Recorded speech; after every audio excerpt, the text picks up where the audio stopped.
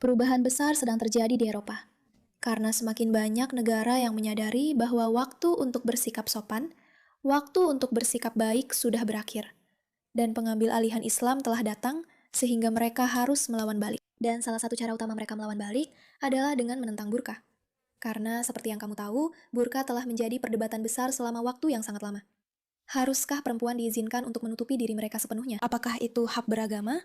Atau sebenarnya itu adalah bahaya bagi masyarakat? Dan banyak dari kita yang mulai merasa bahwa hal itu sedikit lebih bermasalah daripada yang orang-orang kira. Beberapa dari kalian mungkin sudah pernah mendengar tentang konsep bandit burka, yaitu sekelompok orang yang benar-benar berpikir bahwa mereka bisa keluar dan merampok toko karena jika mereka tertutup burka, mereka tidak bisa dikenali. Ini adalah contoh yang sangat jelas tentang hal ini. Jadi, ini adalah seorang pria Pakistan yang tertangkap mengenakan burka saat mencuri di Inggris, benar? Karena burka telah menjadi simbol kebebasan beragama. Tetapi dalam banyak hal, sebenarnya burka hanyalah simbol penyalahgunaan dan mengejek sistem yang memungkinkan adanya kebebasan beragama ini. Apa maksud saya dengan itu? Lihat, saya sepenuhnya mendukung orang-orang untuk bisa memakai apapun yang mereka inginkan di tempat umum.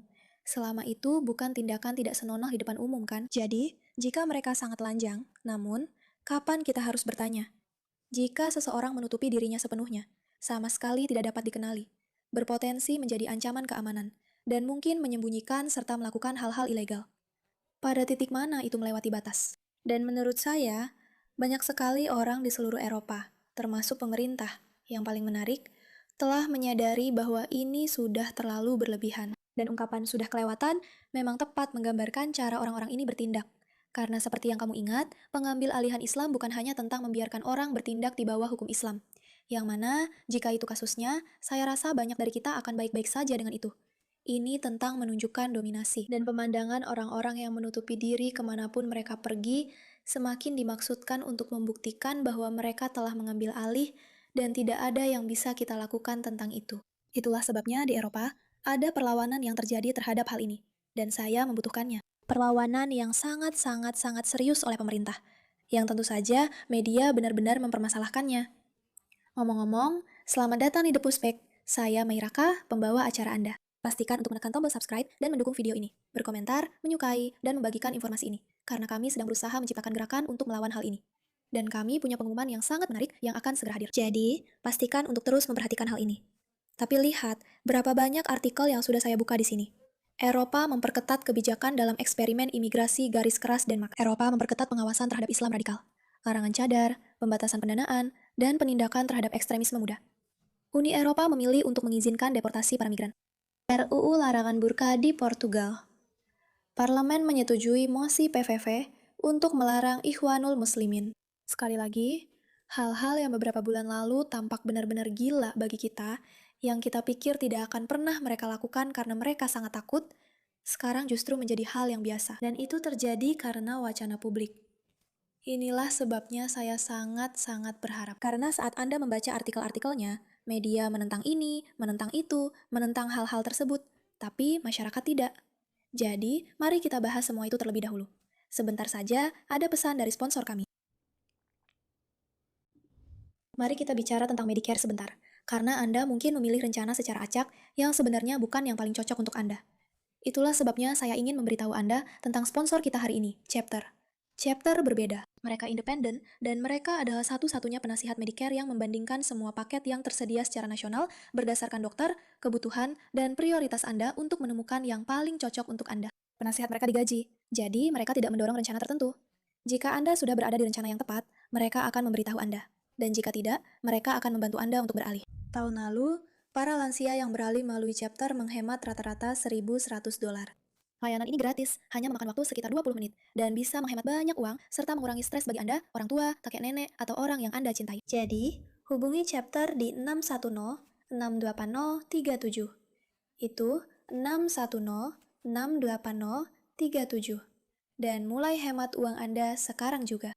Jadi, seperti yang sudah beberapa kali kami katakan di sini, perubahan dan normalisasi untuk melawan hal-hal seperti ini dimulai dengan masyarakat. Tapi itu juga pasti dimulai dari anggota pemerintah yang melawan dan membuatnya menjadi hal yang normal untuk dibicarakan, bukan?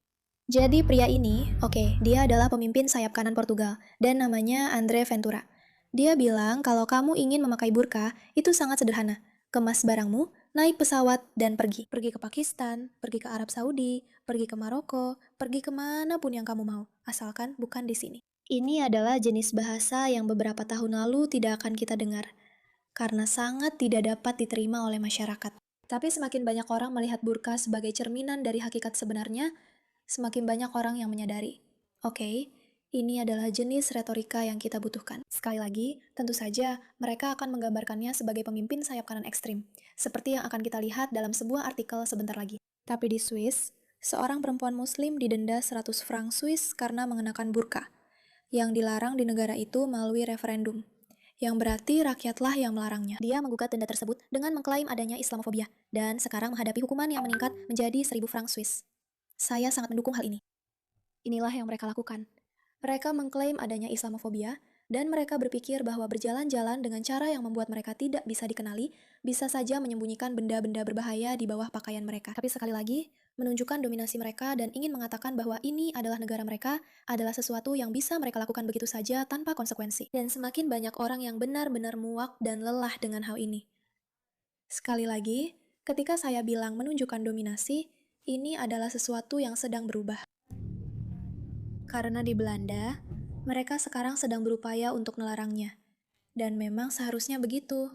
Karena segala sesuatu tentang ini, jika kamu mengikuti intuisi kamu, jelas-jelas bermasalah. Lupakan soal kebebasan beragama. Segala sesuatu tentang ini jelas bermasalah. Sekarang, mari kita lihat bagaimana media memberitakan hal ini. RUU pelarangan burka yang disetujui oleh Parlemen Portugal dianggap menargetkan perempuan muslim. Jadi kamu punya parlemen, oke, yang menyetujui sesuatu.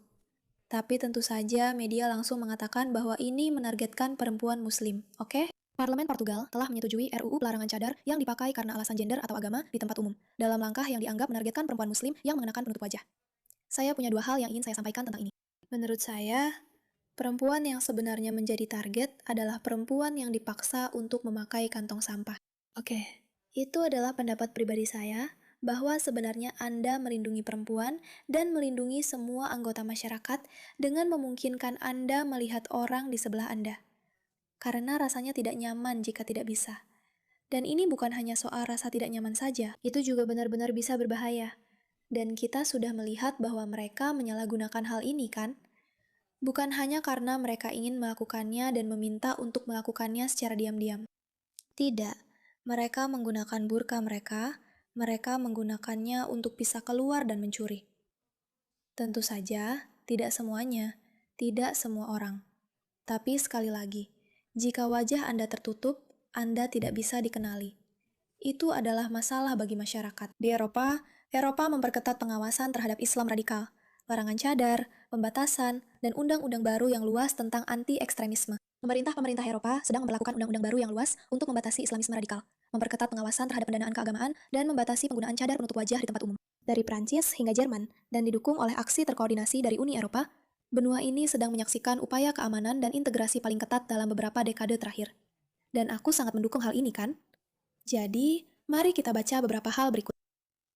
Prancis telah memimpin dengan undang-undang anti-separatisme yang bersejarah. Undang-undang tersebut memberikan wewenang kepada pemerintah untuk membubarkan organisasi keagamaan yang dianggap bertentangan dengan nilai-nilai republik, dan memberlakukan pengawasan ketat terhadap pendanaan asing untuk masjid dan asosiasi keagamaan.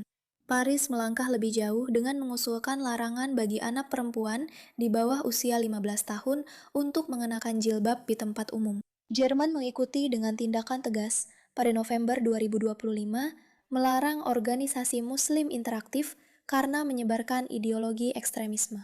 Pihak berwenang mengatakan bahwa kelompok tersebut mempromosikan pendirian khilafah dan menargetkan anak muda melalui platform seperti TikTok.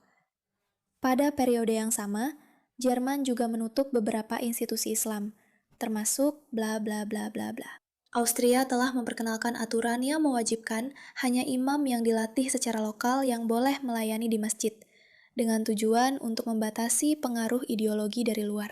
Sejalan dengan langkah-langkah keamanan ini, beberapa negara Eropa telah memberlakukan atau memperluas larangan terhadap pakaian Islam penutup wajah di ruang publik.